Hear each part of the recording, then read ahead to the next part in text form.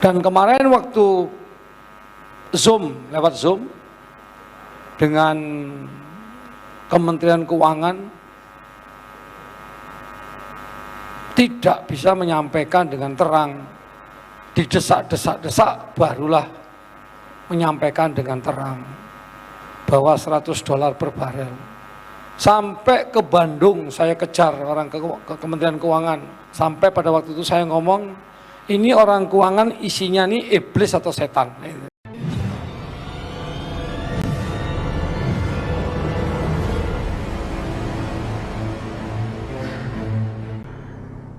Assalamualaikum warahmatullahi wabarakatuh. Kembali berjumpa dengan saya Leman Haris di acara Sandasan Musik. Pemirsa Sandasan, kita akan ikut musik latah terkait dengan urusan viralnya kritikan keras Bupati Meranti Kepulauan Riau terhadap pemerintahan pusat, dalam konteks ini adalah Kemenq, dalam konteks realisasi DBH, dana bagi hasil migas. Kita baca dulu pemirsa profil dari Bupati Meranti. Profil Bupati Meranti Muhammad Adil yang sebut Kemenq isinya iblis, ini ditulis di Tempo. Pernyataan keras Bupati Kabupaten Kepulauan Meranti alias Bupati Meranti Muhammad Adil yang menyebutkan pegawai Kementerian Keuangan Kemenq sebagai iblis atau setan memicu perseteruan. Adil mengatakan Kemenq telah mengeruk keuntungan dari eksploitasi minyak di daerah Kepulauan Meranti. Pernyataan itu dilontarkan lantaran Bupati Meranti itu memprotes soal dana bagi hasil DBH untuk daerah penghasil minyak dan gas dan migas. Adil menilai daerahnya tak pernah menerima rincian penerimaan daerah atas hasil sumber daya alam, dan dana yang diterima daerahnya pun diklaim sangat kecil. Ini orang keuangan isinya iblis atau setan. Jangan diambil lagi minyak di Meranti itu, nggak apa-apa, kami juga masih bisa makan daripada uang kami dihisap oleh pusat, ujar Adil dalam video berdurasi 1 menit 55 detik yang viral sosial media belakangan ini. Profil Bupati Meranti. Lantas siapa Muhammad Adil yang menyebut banyak pegawai Kemenq sebagai iblis atau setan? Kita sebetulnya tidak penting untuk mengungkap siapa dia ya, tapi cuma agar publik juga lebih tahu siapa beliau. Berbagai sumber profil Muhammad Adil Putri Kepulauan Meranti. Muhammad Adil merupakan seorang politikus asal Riau yang kini menjabat sebagai Bupati Kepulauan Meranti periode 21-24. Dia lahir di Selat Panjang, Kepulauan Meranti, Provinsi Riau pada 18 April dan lain sebagainya sampai selanjutnya. Bisa kita usik terkait dengan urusan realisasi DBH, dana bagi hasil migas gitu ya, atau dana bagi hasil yang lain-lain, khususnya dana bagi hasil migas. Daerah penghasil migas, saya sebetulnya sudah sering kali membahas persoalan ini dengan teman-teman aktivis. Memang kalau bicara realisasi, memang ada kesesuaian gitu ya antara data bagi hasil penjumlahan dari lifting produksi migas atau gas atau minyak atau yang lain-lain itu mungkin ada kesesuaian gitu ya, ada kesesuaian, meskipun mungkin ada salah satu daerah yang mungkin tidak sesuai. Tapi yang lebih penting bukan persoalan masalah ini sebetulnya pemirsa. Daerah penghasil migas, Madura sempat kisruh dulu juga di tahun 2010-2011an ya, ada semacam gugatan dari pemerintah daerah Kabupaten Sumeneb dulu terkait dengan urusan letak sumur bor gitu ya. Dan itu dimenangkan oleh Bupati Sumeneb waktu itu kalau tidak salah. Tapi yang menarik itu sebetulnya bukan persoalan ini. Migas ini disinyalir oleh banyak pihak adalah tempat mafia gitu. Bahkan ada istilah mafia migas. Ketika menghitung hasil produksi, besaran produksi minyak atau gas atau yang lain-lain, pemerintah daerah itu nyaris tidak ada yang dilibatkan dan nyaris tidak ada yang tahu sebetulnya berapa yang sudah dieksplorasi dan dieksploitasi di situ, produksi per harinya, per day-nya. Berapa sekian, berapa barrel dan lain-lain sebagainya. Intinya pemerintah daerah hanya hanya menerima gitu, hanya menerima bagian dan hitungan itu dari pemerintah pusat tanpa mengetahui sebetulnya berapa gitu ya produksi yang dihasilkan di daerah penghasil migas tersebut. Hari ini berapa barrel, hari ini berapa istilah dalam perhitungan migas itu ada sendiri pemirsa per hari gitu ya. Dan itu ketika di konversi dengan nilai dolar hari ini atau dan yang lain itu sepanjang sepengetahuan saya memang tidak ada pemerintah daerah yang tahu dan yang paham bagaimana cara menghitungnya, bagaimana mengkalkulasi dari produksi itu sehingga diwujudkan dalam sebuah DPH dan bagi hasilnya. Memang di dalam Undang-Undang 33 dan mungkin sekarang sudah ada revisi gitu ya, saya kurang tahu karena belum update. Memang ada mekanisme yang jelas kalau pusat sekian persen, daerah penghasil minyaknya berapa persen, daerah sekitar di dalam provinsi itu berapa persen dan lain sebagainya ada. Pembagian semacam itu ada.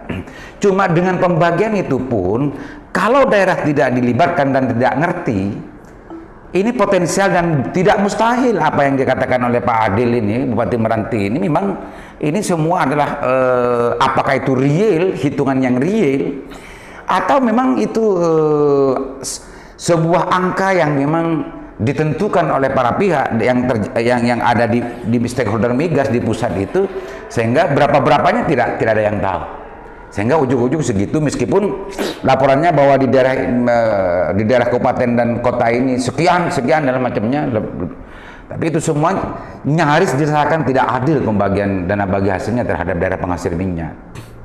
Itu biasa. Jadi menurut saya apa yang dilakukan oleh Bupati Meranti ini, saya justru mengapresiasi meskipun hari ini mendapat teguran keras katanya dari Mendagri dan dari pihak Kemenkyu sendiri banyak yang tidak terima. Bahkan staf susnya saya sempat melihat ada sebuah video mendesak dan minta secara keras kepada Bupati Meranti untuk menyatakan permintaan maaf kepada Kemenkyu karena dianggap tidak pantas kritikan keras semacam itu diucapkan dan disampaikan seorang pejabat publik gitu. Itu pemirsa yang saya. Cuma selain daripada itu, memang mungkin menurut saya adalah seperti Madura dan Jawa Timur, Bojonegoro yang sangat banyak gitu ya sebagai daerah penghasil minyak, termasuk dengan pengelolaannya gitu ya. Selama ini yang dikejar-kejar oleh pemerintah daerah adalah PI, Participatory Interest, yang ikut mengelola di situ baik di hulu atau hilir dari DBH dari eksplorasi migas itu. Cuma itu syaratnya sangat luar biasa panjang dan ketatnya, sebagaimana yang saya bahas kemarin itu dengan salah satu direktur BUMD di Kabupaten Sampang, Mas Tamsul. Di Bangkalan sendiri masih dalam tahapan proses dan itu panjang sekali, banyak syarat-syarat yang harus dilalui dan syarat harus dipenuhi oleh daerah penghasil migas. Itu PI, 10% PI, Participatory Interest. Selebihnya daripada itu menurut saya memang pusat harus betul-betul memperhatikan dan betul-betul transparan dalam konteks ini. Kenapa tidak melibatkan daerah atau tim tertentu untuk mengetahui, memahami tentang bagaimana cara menghitung dan sebetulnya berapa produksi di situ gitu ya. Setelah dan bagaimana cara untuk mengkalkulasi dari semua itu, dan daerah dilibatkan sebagai pemilik sumber daya alam di situ. Nah, selama ini kan semuanya pusat dari SKK, dari K3 yang pemegang K3-nya bagaimana cara menghitungnya, terus ke Menteri SDM atau ke Menteri Keuangan dan lain semacamnya, itu sama sekali daerah tidak ikut dan tidak tahu. Ujuk-ujuk ada sebuah angka sekian, produksi yang dihasilkan di daerah ini sekian dan sekian gitu ya. Dan itu semua kita tahu. Dan itu tidak mustahil dan potensial, itu hanya angka-angka yang ditentukan saja. Bisa jadi itu sebetulnya adalah angka yang dikeluarkan dan ditentukan itu karena memang daerah tidak dikasih dan tidak dilibatkan dalam perhitungan itu, bisa saja lebih tinggi daripada itu. Bisa saja demikian.